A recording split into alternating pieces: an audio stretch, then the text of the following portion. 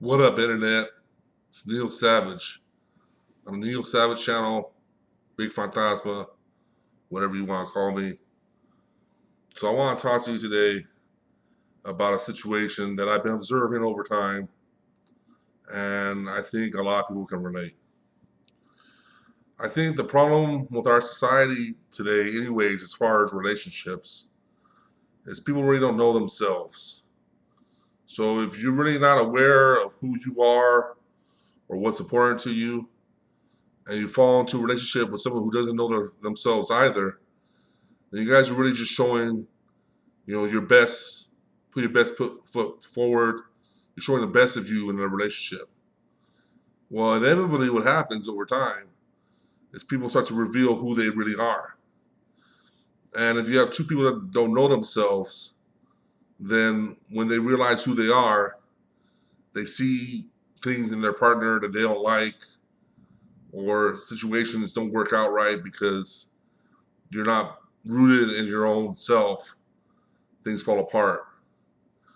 And with our hookup society, it gets even worse because everything's based on physical attraction and not the spirit or who you really are as a core person.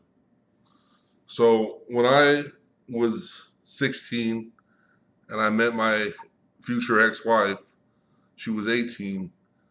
I didn't know who I was. I was a 16-year-old kid, got some attention from some girls, liked it. I was looking for that gratification. And what I told my family when I was a kid was that I wanted a family. I wanted, come home to the wife and the kids and live life together. And that's who I really was. When I met her, I was acting something else. I wasn't being a gentleman. I wasn't, doing things right. I was trying to be kind of a bad boy because that's what I thought they wanted, the women wanted. Because when I was a nice guy, I got taken advantage of a lot and used a lot. So when I started becoming a bad boy or a user, uh, the situation changed for me. So here I am, 16. I meet this nice, beautiful woman, 18 years old. She had me pegged from the start. She wanted to get married, and she saw my potential that I would be a good husband for her. And even through all the fights that we had, all the breakups, we still came back together, and we ended up creating a child and then getting married. My next chance to get out was when we were getting married in the church. The priest gave us a personality test, and he said, "You guys are incompatible. There's no way it's going to work." And so the priest didn't want to marry us. But we were stubborn. We had a baby on the way. We were already married by law. So he had another priest marry us, just kind of do the ceremony, and that's it. No big wedding, no reception, none of that. And I think that bothered my ex over time because we'd have friends, oh, look at our wedding pictures. Oh, wasn't that a beautiful day? We never had that day because we took things too fast, too soon, and we had to deal with consequences. So we stay together, but she's not happy.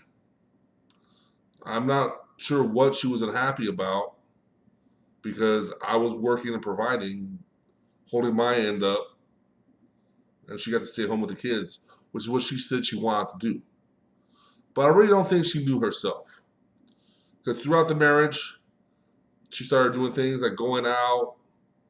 She liked to get attention from other guys, and she ended up cheating on me.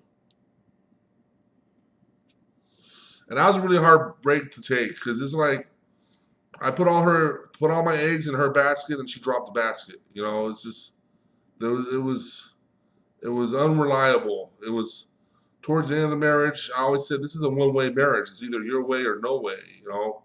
And there was no room for my wants, desires, or even for me to advance in my career. She held me back.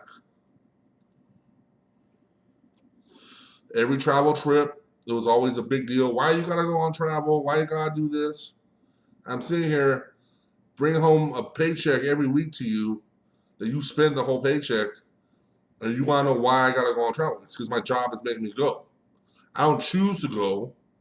I don't just, there's not a fucking voluntary vacation travel program. It's when they need you, they send you.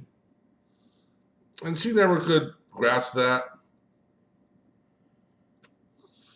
because when we met, she didn't know herself. So think about it. If you're in your teens, 20s, 30s, it don't matter. If you don't know yourself, then how are you going to find a good companion? Because you don't even know about your own baggage, about your own needs, your real needs, the things that matter to you. Because you're caught up in this world, distracted, playing on your iPhone or video game, or doing whatever you do to distract yourself. Instead of thinking, what do I value? What's important to me for happiness? What really makes me happy? Do you really know that? Do you really know if you do this one thing, you'll be happy? Or if you get that one car, you'll be happy? Or whatever you think is your happiness. For me, my happiness is my family. I like to come home to my family in my house and spend time with them, but I couldn't. I couldn't because there was so much burden on me from working that when I came home, I was spent.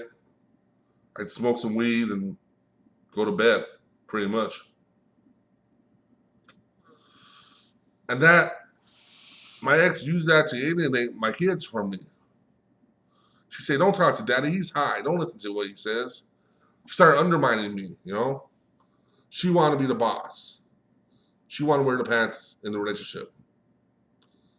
And that can only work for so long because, in my opinion, the relationship goes two ways.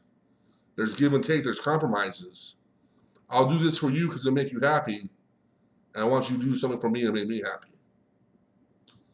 But if you don't know what really makes you happy, then what are you doing? If you don't know what really upsets you, then what are you doing? What are you fighting over? What are you struggling over? What's it really about? So I challenge you this. Sit down in a quiet place for 30 minutes and think about your whole life and what really makes you happy and what really defines who you are. And then look around and see the people who are around you. Are they helping you or are they just excess baggage? There's makers and takers. But if you don't make yourself into who you are by knowing yourself, if you know yourself, you know your weaknesses. You know what to address to make it better. You know your strengths, your weaknesses, your opportunities, your threats. It's called a SWOT analysis. You know, what is that for you? You know, are you really at peace with yourself? Can you be by yourself, or do you need someone else to define you? Do you need someone else to, be there for you and clap their hands when you do something, or do you get pleasure just by doing the right thing on your own? I've been by myself for a while, and I think I know myself pretty well. And I know it's gonna be tough for me to find someone that's like me or who will like me. But that's okay. Because I can define happiness, but I can be happy on my own, and then maybe in the future, when I find that special woman who's happy to be with me, because I'm happy on my own and she's happy on her own, and we just plus it up, make it better. So know thyself and know who's around you. Be aware of your environment. Be aware of your influences. Be aware of your consumption. Yeah, I know I'm smoking a cigarette right now. It's bad for cigarettes. I'm aware of it. It's not gonna go too far. I'll quit. You know. Yeah, I know I gotta lose weight. I'm aware of it. I work on it. I'm okay, you know? And that's what you really want is someone who's okay being with you as you really are. You know, warts and all, whatever it is. And then that's when you know you found someone. All these other relationships you had, they failed for a reason. Either you weren't yourself or they weren't their self, and you guys were lying to each other on some level about your happiness, and then boom, it falls apart. And if you make a kid in the meantime, now that kid's stuck in between. Now that kid's waiting for you to become yourself so he can or she can look up to you. Be like, yeah, that's my dad. How many, how many of you guys out there that have kids, do they really say, yeah, that's my dad, I'm proud of him? It's hard, you know? It's hard because people tear you down in front of them. You know, your baby mama says something bad and they don't know what to think.